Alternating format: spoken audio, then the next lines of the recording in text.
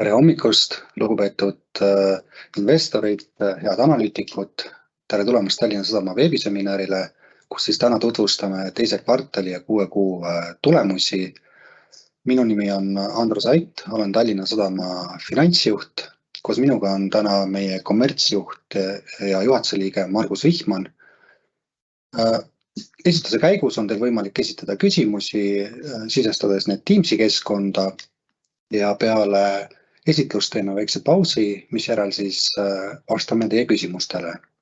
Kuid sellega annangi sõna Margusele, kes siis jätkab peamiste sündmustega ja mahtudega teises kvartalis. Palun, Margus. Tere, Andrus, tere hommikust kõigile. Ja traditsiooniliselt alustame siis ei liigu meil põhisündmustega teises kvartalis ja sai siis sõlmitud leping Paldiski tuuleparkide kai rajamiseks. Lepingu sõlmisime aktsius Abirdiba BMGS Eesti filiaaliga ja insenerehituse aktsiaseltsiga. Tänaseks on siis ehitus ka alustatud ja lepingu maksumus sõlmimise hetkel on 53,2 miljonit ja see võib siis vastavalt indekseerimisele kujuneda ka veidi suuremaks kuni 55,9 miljonit. Ja tuletab meelde, et kai peab siis valmis olema 2025. aasta juulis. Jäämurd ja Botnica, täiendav suvetöö sellel aastal, leping Equinoriga, mis küll tehnilistel põhjustel jäi veidi lühemaks, kui me lootsime, kuid käesoleval hetkel on meil siis plaanis juba uus töö, milleks me teeme tehnilisi ettevalmistusi ja hindame, et see uus töö Põhjamerel peaks andma meile sama tulubaasi, mis oli eelmisel aastal Botnicaga. Regula lisareisid said sõlmitud siis Transpordiametiga ja kokku siis tellib Transpordiamet meil 536 lisareisi ja juba täna siis on selge, et ka need ei tule ainult mitte suvel, vaid siis ka osaliselt septembris. Toimus Tallinna Sadama üldkoosolek ja kõige olulisem siis ka võeti vastu dividendi makse otsus ja dividendid siis maksime välja 19,2 miljonit eurot, mis on siis 75% eelmise aasta puhaskasumist.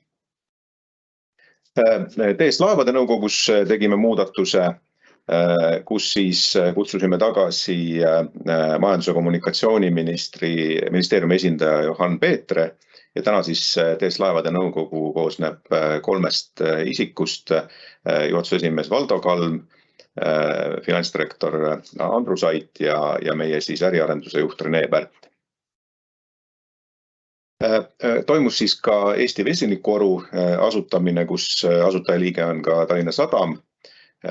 Allkirjastasime aprillis selle lepingu ja asutajaliikmed on siis peale Tallinna Sadama Alexela, Eesti Energia, Tartu Ülikool ja Eesti Vesinikutehnoloogia Ühing.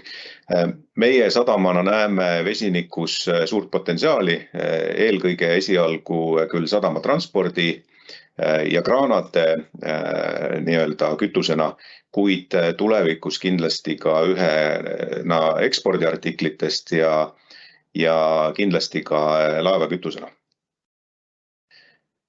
Toimus siis ka transpordisektori rohefoorum mais ja sellel aastal oli siis põhiliseks küsimuseks see, kuidas nii-öelda infrastruktuuri ehitust saaks roheliselt läbi viia ja osalesid siis peale Tallinna Sadama veel Tallinna Lennujaam, Eesti Raudtee, Rail Baltic Estonia ja Rohetiiger. Ja hea meel on öelda, et Tallinna Sadam siis vastutustundliku ettevõtluse foorumi, väldis vastutustundliku ettevõtluse foorumi kuldmärgise. Me oleme osalenud sellel konkursil igal aastal alates 2014. aastast ja ma olen ise sellega tugevalt seotud alates 2016. aastast ja siiamaani oleme kogu aeg jõudnud ainult hõbetasemele, nüüd esimest korda siis oleme saanud sellel aastal kuldmärgise. Siis teise kvartali trendidest rääkides ja siin segmentide lõikes. Jätkub siis kasvutrend reisijate arvus ja teises kvartalis kasv oli 13%, mis on mõnevõrra kasvutrendilt aeglasem kui esimeses kvartalis, aga siin peab arvestama seda, et juba teises kvartalis eelmisel aastal COVID-i piirangud olid maas, nii et see baas on ka kõrgem juba, kust me arvutame. Samuti siis oli kahjuks langus reisilaeva külastustes, kus põhiline siis 7% ja kus põhiline osa siis oli Silja Euroopas, mis on siis Tallinki poolt alates eelmisest aastast augustikuust charterdatud välja Hollandisse ja jääb sinna vähemalt aasta lõpuni, nii et ta tagasi ei tule. Samuti on meil väike langus siis ka kruiisilaevade külastustes, neid on vähem kui eelmisel aastal. Ja see kokku siis tõi ka müügitulus reisisadamate osas languse 7%. Samas positiivse trendina võib välja tuua, et me suutsime rohkem genereerida raha parkimisteenusest Vanasadamas. Samuti tegi hea tulemuse kruiisiterminali rendipindade väljaandmine, ehk siis ürituste tarbeks see suurenes oluliselt. Kaubasadamates jätkub langus ja see on siis -31% teises kvartalis. Kontserni sadamaid siis läbis 3,3 miljonit tonni kaupa, mis on siis ligi 1,4 miljonit tonni vähem kui eelmisel aastal samal ajal ja siin on eelkõige siis põhjuseks sanktsioonid vedellasti ja puistlasti ehk väetiste osas. Väike langus on ka siin Eesti eksportkaupades, sest Eesti eksport väheneb ja majandusolukord Eestis ei ole kõige parem. Kui midagi positiivset siit välja tuua, siis sanktsioonide puhul tegelikult me umbes sellise kaubamahu langusega olimegi arvestanud oma eelarvet tehes. Ja võib-olla teine positiivne külg, et rooro maht küll tonnides teises kvartalis langes 10%, aga raha me saame nii-öelda tükkide eest või iga auto eest või siis treileri eest. Ja seal oli langus siis väiksem kui 10%, et 5% oli see langus seal ja ütleme poolaasta lõikes see langus tegelikult või langus tegelikult ei olnudki, et umbes samal tasemel siis tükkides kui eelmisel aastal. Ja eelpool nimetatud põhjustes siis ka kaubalaeva külastustes kukkumine -8% ja müügitulus siis -22%. Reisiparvlaevades müügitulu kasv 6% ja see on põhiliselt siis tulnud sellest, et me saime indekseerida siis nii kütuse osa kui ka tööjõu osa, kui siis ka osaliselt tarbijahinna indeksi kaudu oma hindu ning tulu on tulnud siis ka lisareisidest. Ja muudes segmentides siis Botnica müügitulu kasv 81%, siin on siis kõrgem prahitasu määr uuest lepingust jäämurde perioodil, aga osaliselt siis ka suvetöö varasem algus. Ja küll siin tuleb ka vastu kohe kulude kasv, sest meil oli siin suurem planeeritud dokkimine Botnicaga, aga ka pidime investeerima sellesse, et olla valmis siis uueks suvetööks, millest me loodame siis tulu saada või oleme kindlad, et saame tulu 3. kvartalis. Mõningad graafikud veel. Põhiline kasv siis teises kvartalis reisijate arvu puhul tuli siis Tallinna-Helsingi liinilt, see on umbes 13% ja Tallinna-Stockholmi liinilt siis 22%. Ja mis on huvitav, et vaatamata kruiisilaevade külastuste vähenemisele oli siis kruiisireisijate arv siiski kasvus. Ja see kasv oli lausa 28%. Ja nagu siis ka graafikult näha, et reisilaeva külastuste arv vähenes 7,5%. 6 kuu trend on praktiliselt sama. Tallinna-Helsingi kasv siis 27%, Tallinn-Stockholmi kasv 42% ja kruiis on siis selle sama 28% juures. Kaubamahtude juures siis teises kvartalis kõige suurem kukkumine vedellastis, selgelt sanktsioonidest tingitud, puistlasti kukkumine 10%. Ja mis on veel võib-olla huvitav teada, et siis kui me vaatame kaupade struktuuri, siis RoRo osakaal on väga suureks tõusnud 52% ja vedellast, mis on traditsiooniliselt olnud meil üks suuremaid kaubamahte, on siis vaid 14%. Ja 6 kuu trendid praktiliselt samad, vaid puistlasti kukkumine 6 kuu osas on siis veidi kõrgem, ehk siis teises kvartalis dünaamika oli veidi positiivsem puistlasti osas kui esimeses. Ja laevakülastuste arv siis -8%. Siin on siis näidatud ka reisiparvlaevade, reisijate ja sõidukite dünaamika, mis küll meie tulusid ei mõjuta, aga kindlasti annab ülevaate sellest, et kas kliendid on meie teenusega rahul või mitte ja kas teenus on vajalik või mitte, et siis teises kvartalis reisijate arv 6,2% tõusus ja sõidukite arv 4,1%. Ja 6 kuu lõikes siis reisijate arv 6,9% tõusus ja sõidukite arv 3,1%.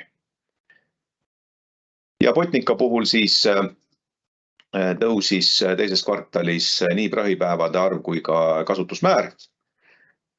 Ja 6 kuu lõikes siis sama ja põhjus on siis see varasem suvetöö algus. Siin ma annaksin sõna edasi Andrusele. Aitäh, Margus. Tuleviku väljavaadetest siis, et reisijate äri taastumine jätkub, nagu mainitud, teine kvartal kasvu 13%, poolaasta lõikes veel rohkem ja näeme, et pandeemia-eelsele tasemetele on veel ruumi kasvada. Oma prognoosides baasstsenaariumis arvestame, et see kasv jätkub küll loomulikult mitte nii kiiresti, kui see on olnud siin esimesel aastal või 1,5 aasta jooksul, aga ikkagi näeme kasvu jätkumist. Venemaale ja Valgevene kehtestatud sanktsioonid jätkub mõju majandustulemustele, et jah, transiidimahud on langenud, näeme, et siin kiiret asendust ei tule, aga teistpidi on nii-öelda meie baasstsenaariumis oleme selle mahtude languse tasemel ja siit on siis nii-öelda peame seda tulevikuplaanides arvestama. Uued RoRo ja konteinerliinid, et saame öelda, et hetkel on töös või läbirääkimistes siis uue liini avamised, need otsused ei tule kiirelt, tehakse analüüse, kuid selles suhtes oleme ka positiivsed, et näeme siin tulevikus võimalust, et need liinid võiks tulla. Tuuleparkide baassadama arendus- ja hoolduslaevastik, et juunis alustasime siis kai ehitusega, kuid näeme tuleviku ärivõimalusena ka baassadama kaudu siis pakkuda pikemat väärtusahelat tuuleparkide arendajatele. Me ise ei hakkaks tuuleparke arendama, kuid pakuks siis sadamateenuseid ja kuna meil on kogemus ka Botnica puhul laevanduses ja offshore äris, et siis kindlasti kaalume neid võimalusi, et pakkuda ka ise hoolduslaevastikku tuuleparkide tulevasel haldamisel. Ja kinnisvara ärimudeli ettevalmistus, hetkel kinnisvara puhul siis on töös detailplaneeringud. Loodetavasti saavad need vastu võetud järgmise aasta lõpus, olenevalt kui kiiresti see protsess läheb üle järgmise aasta alguses ja oleme siis analüüsimas ärimudelit, kui palju ise investeerida, kui palju teha hoonestusõigusega, arvestame siin muidugi ka turusituatsiooni. Baasmudeliks jääb suure tõenäosusega see, et anname välja hoonestusõiguse, kuid kui peaks olema klient, kes investeeringu mõttes ja ajaliselt sobib ka Tallinna Sadama investeerimisplaanidega, siis ei välista ka seda, et mõnda projekti siseneme ka ise investorina. Ja nüüd jõuame grupi majandustulemusteni. majandustulemused olid siis suuresti mõjutatud kaubaärist negatiivse poole pealt ja positiivse poole pealt siis seda aitas tasakaalustada pisut siis reisijate arvu jätkuv taastumine. Kui nüüd vaadata teise kvartali müügitulu, siis langes 5,2%. Suurim mõju sellele tulenebki sellest, et kaubasadamates kaubamahud vähenesid 30%. Kaubamahu vähenemine sarnane esimesele kvartalile. Eelmisel aastal oli veel kaubamaht küllaltki suur, et sanktsioonid rakendusid järk-järgult aasta jooksul. Ja suurim mõju tulebki siis kaubasadamatest just ka seetõttu, et siis kaubamahu vähenemisega vähenes ka laevakülastuste arv ja vähenes ka kaubatasu. Reisisadamates sellel aastal meil tõesti oli siis vähem kruiisilaevakülastusi, 44 võrrelduna 68-ga eelmisel aastal teises kvartalis. Et Peterburi on kruiisilaevade nii-öelda sihtpunktina kadunud ja käesoleval aastal on selline ümberkohanemise aasta, mistõttu siis tulu kruiisilaevakülastustest mõjutas reisisadamate tulu.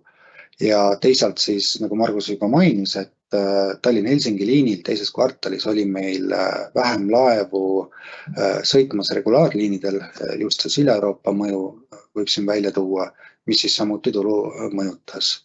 Ja kolmandana tulule avaldas mõju nende languspoole pealt ka elektrienergia hind ja mahu vähenemine. Hind siis vastavalt turuhinnale, maht tulenevalt sellest, et ka kaubasadamates vähem kaupa käideldi. Ja positiivse poole pealt müügitulu nende langust aitasid siis tasakaalustada, nagu ma ütlesin, juba reisijate arvu kasv ja reisija tasu suurenemine, reisisadamates ka üüritulu parem laekumine ja samuti siis Botnica varasemast suvetööst tulenev tulu kasv sellel aastal. Korrigeeritud EBITDA langes 24% ja oli siis 11,7 miljonit eurot, langus 3,7 miljonit eurot. Et lisaks siis müügitulu langusele avaldavad siin mõju ka kulude kasv. Ja kuludes siis kõige suurem mõju on remondikuludel. Et osaliselt on tegemist pigem ühekordse iseloomuga remondikuluga, mida me tegime siis jäämurdni Botnica tarvis. Botnica oli mais dokitud Naantalis, kus me siis tegime klassiuuendustöid ja selle käigus siis Botnica jääklass paranes laeva konkurentsivõime ja selle käigus oli mõistlik teha ka nii-öelda selliseid jooksvaid remonte suuremas mahus, mistõttu siis kulud remondile kasvasid. Laevanduse puhul veel siis parvlaevadel oli eelmisel aastal laekumine remondikulude mis kajastas remondikulude vähendamisena, saime laekumise kindlustuselt, mis oli seotud siis 2021 aastal intsidendiga, mis siis vähendas 2022 aasta kulubaasi. See mõju seal on kuskil 300 000 eurot, ehk siis remondikulude kasv 1,3 miljonit, millest siis osa siis ühekordne mõju mõjutas meie kulutaset suuresti. Lisaks tulenevalt üldisest kulusurvest oli tõus koristuskuludel, samuti tõusid tööjõukulud, kuna eelmise aasta jooksul tulenevalt palgasurvest tööjõuturul oli vajalik tõsta ka või teha muudatusi ka meie ettevõtte palgatasemetes ja seda eriti ka laevanduses, mis on siis avatud rahvusvahelisele konkurentsile. Ja võttes need mõjud kokku, siis kõik see avaldas mõju EBITale. Korrigeeritud EBITDA marginaal siis vähenes 51%-lt 41%-le. Ärikasumi langus sarnane eurodes siis EBITDA langusele. Tulumaks siis dividendidelt vähenes, maksime sellel aastal 2,9 miljonit tulumaksu teises kvartalis, kuna ka dividendide väljamakse summa vähenes, et eelmisel aastal oli see 25,5 miljonit, sellel aastal 19,2 miljonit. Ja perioodi kasumiks siis kujunes 1,36 miljonit eurot võrreldes 5 miljoniga eelmisel aastal teises kvartalis. Ja kui nüüd tulumaks kasumi mõttes, perioodi kasumi mõttes oli nii-öelda soodsamad mõjuga, siis samal ajal maksime rohkem intressikulusid tulenevalt suurenenud Euribori määrast. Ja seetõttu siis perioodi kasum vähenes samuti 3,7 miljonit eurot. Investeerisime teises kvartalis 4,6 miljonit eurot ehk 8% enam kui eelmisel aastal teises kvartalis. Peamised investeeringud olidki siis seotud Botnica dokitöödega. Juunis alustasime uue kai ehitusega Paldiskis ja Vanasadamas siis rekonstrueerisime kaisid. Kui nüüd vaadata 6 kuu tulemusi, siis siin on negatiivsed trendid väiksema mõjuga. Esimene kvartal sellel aastal oli küllaltki tugev, osaliselt sellest, et 2022 aasta võrdlusbaas oli ka esimeses kvartalis oluliselt madalam, seda just reisisadamate puhul ja nii-öelda teises kvartalis ilmnesid siis ka rohkem ühekordseid mõjusid, kruiisilaevade väiksem külastus, siis esimene kvartal saab välja tuua veel selle, et reisisadamates oli rekordarv reisilaeva külastusi, mis samuti panustas tulemustesse.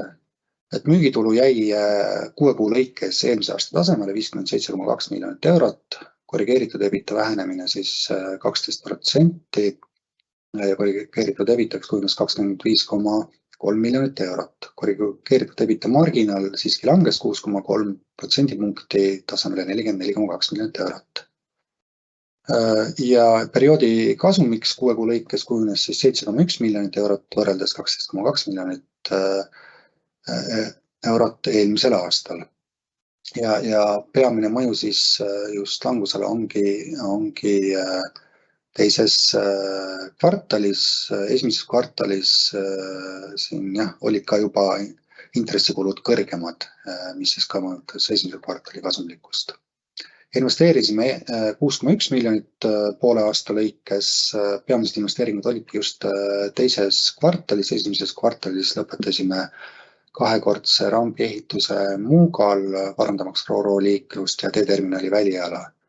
Eelmisel aastal oli rohkem käimasolevaid projekte, investeerisime 9 miljonit samal perioodil, kuid sellel aastal just tulenevalt siis Paldiski kai ehitusega investeeringute põhirõhk peaks langema teise poolaastasse. Eelmisel aastal oli see vastupidi, et investeerisime just esimesel poolaastal enam.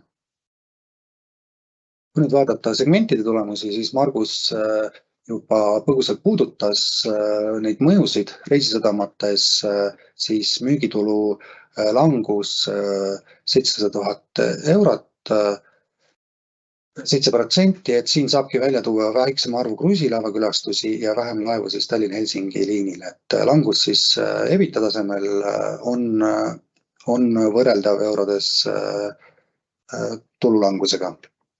Kaubasadamate puhul siis langus -22%, võrdluseks siia kõrvale siis kaubamahu langus 30%, et tulus langus väiksem ja põhiline siis ongi kaubamahtude langus, vähem kaubalaevakülastusi ja vähem kaubatasu. Ja loomulikult kõige rohkem see elektrihinna langus avaldab ka just kaubasadamatele mõju, mis siis ka tulu vähendas.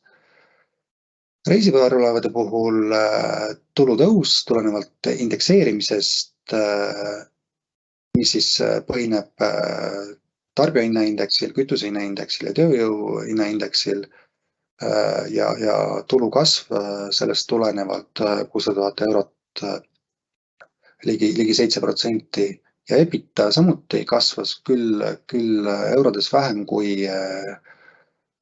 kui tulu, aga siin tulebki välja tuua siis eelmise aasta võrdlusperioodi ühekordne mõju remondikuludes, mida me siis kindlustuselt hüvitisena saime ja vähendas kulubaasi. Ja segmentide siis muu siis kajastab Botnica tulemus, tulu kasv 700 000 eurot, tulenevalt sellest siis, et selle prahitöö nii-öelda suvise täiendava Botnica töö kulustruktuur oli erinev ja teisalt ka prahipäevade arv suurenes 5 päeva võrra. Nüüd EBITDA poole pealt langus, mis siis kajastabki suuremaid kulusid remondile ja ettevalmistuskulusid suvisteks täiendavateks töödeks Botnica puhul ja osaliselt saab siis neid pidada ühekordseteks. Ja mis puudutab 6 kuu tulemusi, siis kasv EBITAs ja müügitulus oli reisisadamates ja reisiparvlaevade puhul. Reisiparvlaevade puhul siis samad põhjendused, mis teises kvartalis indekseerimine. Reisisadamate tulu kasv siis põhineb siis esimesel kvartalil, kus oli väga tugev kvartal võrreldes eelmise aasta sama perioodiga. Kaubasadamate puhul siis samuti langus nagu teises kvartalis ka 6 kuu lõikes, tulu vähenes 19,5 miljonit 15,6 miljonini, see on siis ka suurim langus, kui vaadata segmentidest ja siin taga ongi siis kaubamahtude langus. Ja eelmise aasta esimene kvartal, võib öelda isegi esimene poolaasta, olid kaubamahtudelt veel küllaltki tugevad, ehk siin ka siis võrdlusbaas efekt on selles sees ja teisel poolaastal võrdlusbaas peaks langema. Ja poolaasta lõikes siis Botnica tulemused, peamiselt siis sektoris muu tulu kasv siis suvisest täiendavast tööst ja teine mõju siis eelmise aasta lõpus algas detsembris uus jäämurdeleping ja sellest tulenevalt siis ka tulutase tõusis. Ja EBITDA langus siis selle saab panna teise kvartali mõjude või selgitada seda teise kvartali mõjudega, kus meil oli suurem remondikulu.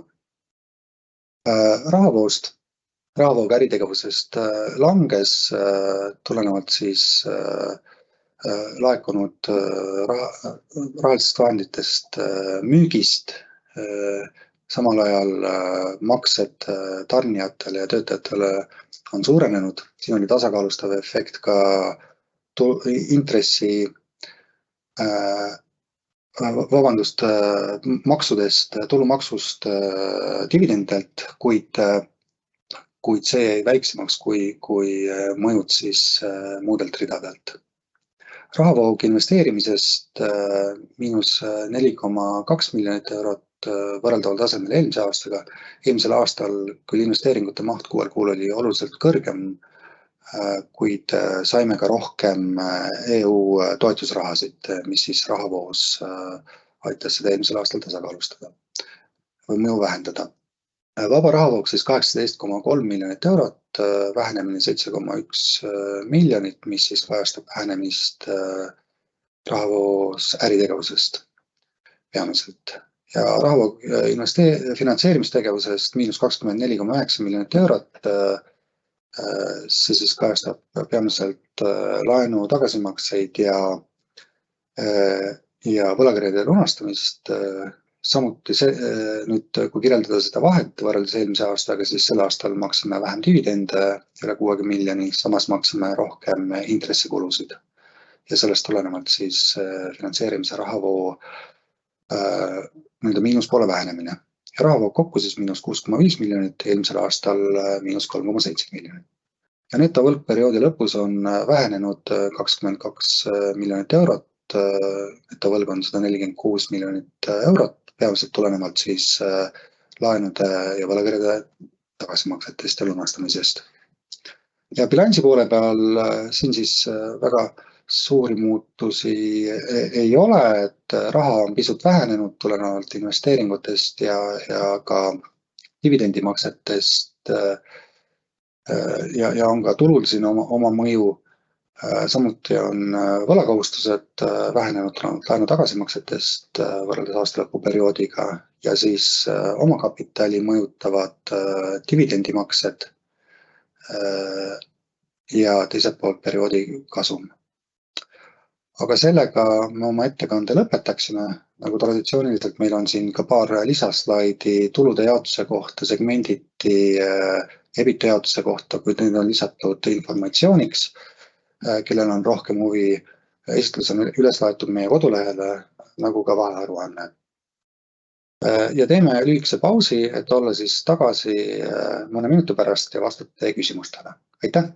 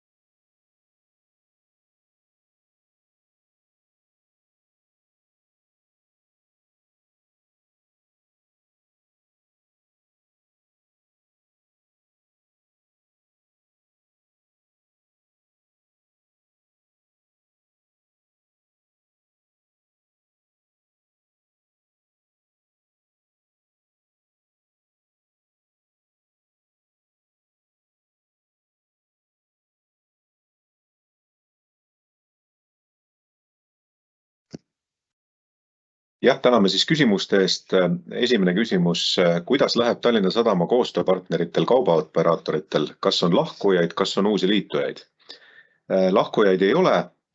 Kindlasti kõige raskem olukord on vedelasti operaatoritel, keda meil on siis mitu Paldiskis ja mitu Muugal ja üks Paldiskis. Samas seal on ka ettevõtted, kes tegelevad põhiliselt Eesti turuga ja nii vähem transiidiga, nende olukord on hea või oluliselt parem kui transiidiettevõtetel. Samas transiidiettevõtetel siiski mingit kaupa on, mis on ka suunatud kohalikule turule ja kindlasti nad otsivad uusi võimalusi käidelda rohekütuseid. Nii et keegi hetkel lahkumas ei ole. Kas on tulemas uusi liitujaid? Jah, meil pidevalt töö käib. Me otsime nii-öelda tootmisettevõtteid Muugale, otsime taastuvkütuseid või rohekütuste tootjaid Paldiskisse ja Muugale. Selles osas töö käib ja ma usun, et lähima poole aasta jooksul me saame siin ka teatada uutest lepingutest. Aitäh! Siis kuidas järgmine küsimus, TS või Tallinna Sadama majandamise mahud langevad, miks ei vähene töötajate arv? Meie kindel seisukoht on see, et töötajate arvu vaatame üle. Me täna viime läbi sellist protsessianalüüsi ja see ei ole väga kiire töö. Samuti peab vaatama seda, et meil tegelikult väga suur osa töötajatest on siis kas TS laevades või TS shippingus, kus me juba ütleme seaduslikel põhjustel või seadusandja poolt ette antud põhjustel ei saa meeskonda vähendada, seal on kindel arv, kui palju meeskonda peab laevas peal olema. Nii et meil on siin töö käib ja suures osas on see siis ka tingitud sellest, et töötajad on siis kas TS shippingus või TS laevades, kus tulemused on head ja töötajate arvu vähendamine ei ole põhjendatud. Just väike täpsustus, et hetkel siis kommenteerime küsimusi, mida me enne oleme meili teel saanud, et 4 küsimust siis. Jätkan siit, kuidas põhjendate halvenevate majandustulemute juures väga kiiret palgakasvu 16% võrreldes eelmise aastaga? Et eelmisel aastal, tegelikult see palgakasv oli tehtud juba eelmisel aastal suuresti. Tallinna Sadamas on üsna palju töötajad, kelle palgatase on võrreldes keskmise palgaga madalam ja palgasurve sealt eelmisel aastal oli väga suur. Teiseks laevanduses, mis on avatud rahvusvahelisele konkurentsile, pidime järgima ka trende seal, et palgakasvud on pigem eelmist aastat puudutavad, sellel aastal me kasve ei näe pigem, ja võrdlusbaas peaks ka tõusma aasta jooksul, et tegelikult aasta lõpuks need kasvunumbrid nii kõrgeks ei jää, nagu siin praegu 6 kuu lõikes välja tuleb. Järgmine küsimus. Seisuga 30.06 on plaanis tuleviku investeeringuid kohustusi summas 71 miljonit eurot. Kas olete valmis avama neid investeeringuid? Et jah, tuleviku investeeringu kohustused peamiselt ongi siis seotud Paldiski siis tuuleparkide teenindamise kai ehitusega, selle investeeringu maksumus siis 53 miljonit eurot. Lisaks on meil ka rekonstrueerimisi siin Vanasadamas käimas, aga põhiline mõju siis tuleb Paldiski kaist. Aitäh! Ja nüüd küsimused, mis on tulnud Teams-keskkonna vahendusel. Kas oleks võimalik natuke pikemalt selgitada Botnicaga seotud kulusid? Kui erakorralised või plaanitud olid kulude alla läinud remonttööd. Kui plaanilised, siis kui tihti tuleks nii suure mahuga töid teha.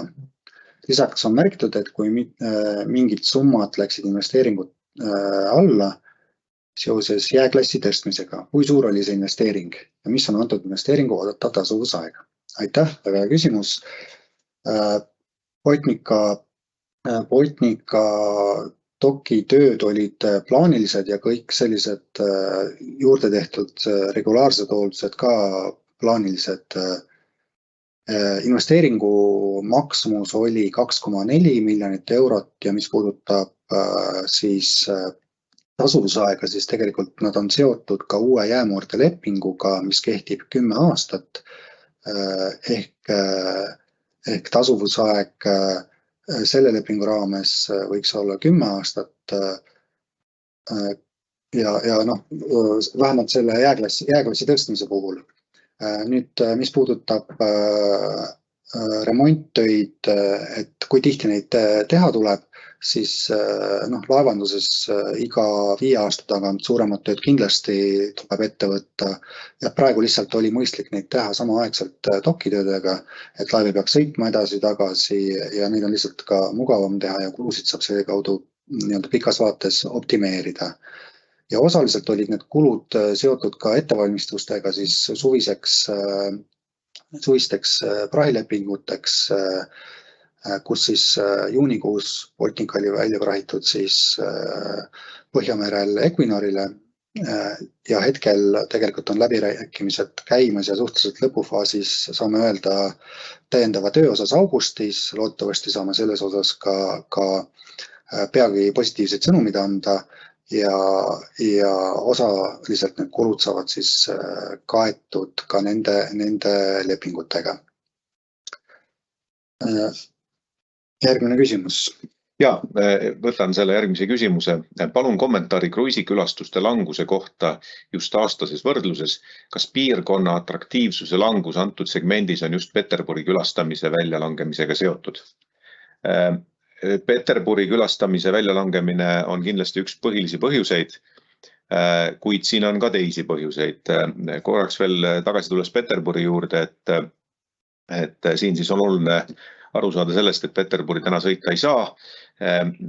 Ja kuidas see meid mõjutab, on see, et Peterburi on tavaliselt olnud sellise Balti mere kruiisi selline tipphetk või ka see, mida kõik kruiisituristid kõige paremini teavad, et kahjuks Eesti võib-olla Põhja-Ameerikas või Saksamaal ei ole veel nii hästi tuntud kui Peterburi ja Tallinna vanalinn ka seal hulgas ei ole nii hästi tuntud.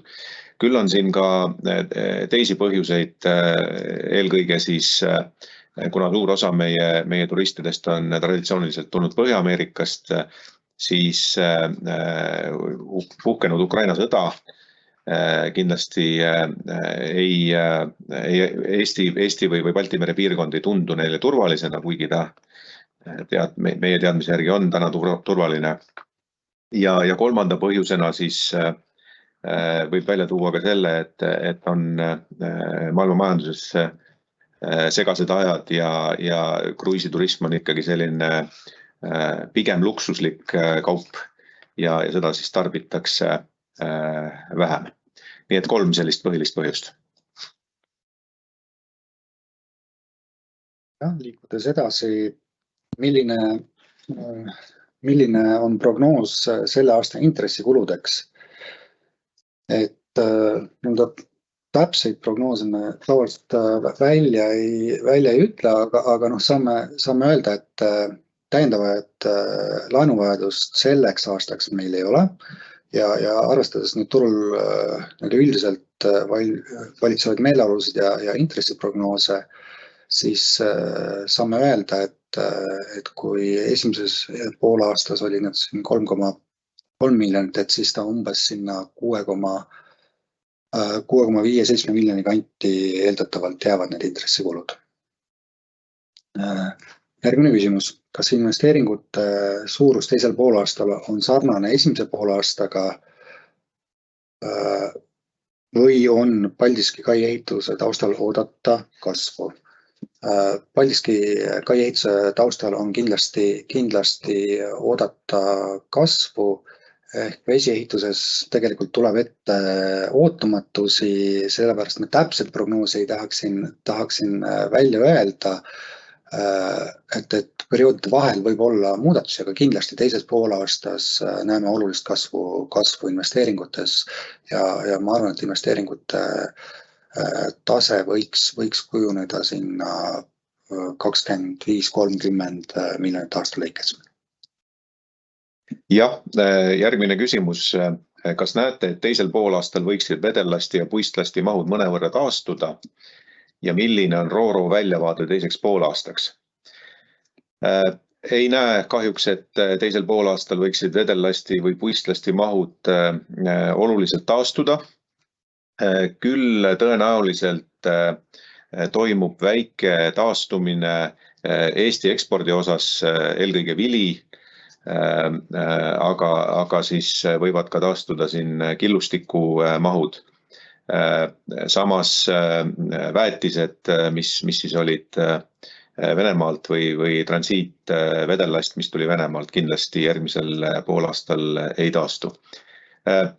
RoRo väljavaade ma hindan pigem stabiilseks või väikese kasvuga ja see on siis mõjutatud sellest, et kindlasti see nearshoring, nii-öelda kaupade tootmise tagasitoomine Euroopasse, mis on selline kasvav trend, jätkub.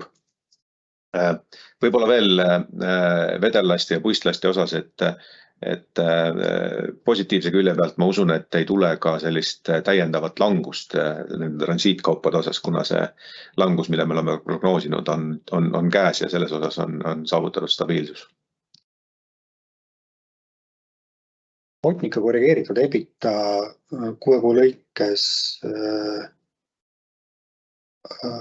teisel poolaastal 2022 oli umbes 3 miljonit eurot. Kas näete, et uue tahilepinguga on sarnane kasumlikkus võimalik ka teisel poolaastal 2023? 2023 teisel poolaastal siis Botnica puhul hetkel on meil leping septembrist kuni novembrini siis Kanada Arktikas, kus Botnica on siin viimased aastad käinud ja detsembris algab ka jäämurdeperiood. Nagu ma juba ütlesin, siis hetkel on läbirääkimised käimas täiendavaks suvetööks veel augustis. Siis vaadates teise poolaasta kasumlikkust, siis kui nüüd peaks augustitöö minema plaanipäraselt, mida me väga suure tõenäosusega eeldame, et see nii läheb, siis jah, kasumlikkus võiks olla sarnane eelmisele aastale. Ja võib-olla mingis osas katta ka esimese poolaasta täiendavaid kulusid ehk ka paraneda pisut.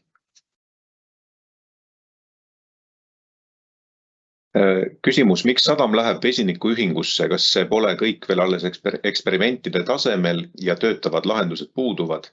Kas pole liiga vara siseneda sellisesse valdkonda, kui põhiäris isegi ei toimi hetkel ja kulusid vaja kontrollida? Ei ole liiga vara ja kõik ei ole ka eksperimentide tasemel, et täna on olemas vesiniku veoautod, sõiduautod ja siin peab silmas pidama ka seda, et esimesed nii-öelda turule tulijad kindlasti saavad kõige suurema osa toetustest Euroopa Liidu fondidest. Samuti me tahame propageerida selliste rohekütuste kasutamist, see on üks võimalus asendada need traditsioonilised ja eelnevalt transiidina liikunud kütused uute rohekütustega ja sealt hakata tulu teenima. Ütlen veel seda, et me ei ole väga palju investeerimas, pigem esialgu soovime me propageerida ja leida siis ka finantsvahendeid Euroopa Liidu fondidest. Ja järgmine küsimus, kas Tallinna Sadam muutub nüüd roheliseks, moodsaks, aga kahjumlikuks firmaks Kliimaministeeriumi all? Jah, muutub roheliseks ja moodsaks, aga mitte kahjulikuks. Kas inflatsiooniga indekseeritakse ikka teenuste hindu ja miks Tallink sai siin väga soodsa tehingu antud inflatsioonilises olukorras? inflatsiooniga indekseeritakse teatavaid tasuliike, näiteks hoonestusõiguse tasud, renditasud, teatavaid hindasid muudame vastavalt ka turuolukorrale, mis puudutab küsimuse teist poolt, siis selline muudatus oli pigem pikemaajalisemas vaates ja et see ühe aasta kõrget inflatsiooni võib-olla siin ei saa üle tähtsustada ja nagu ka selle aasta tulemustest nähtub, et meil on väga oluline, et võimalikult palju laevu siin meie sadameid külastaks ja omalt poolt siis teeme kõik selleks, et see külastuste arv oleks suur, alati tuleb leida see tasakaal siin, aga me usume, et pikas vaates on see kompromiss, ilmselt millele on siin viidatud, ikkagi mõlemale poolele kasulik. Aitäh! Sellega on meie kõik esitatud küsimused saanud vastuse. Jah, tänan vaatamast, tänan osalemast, tänan küsimuste eest ja kohtumiseni järgmistel kordadel. Aitäh!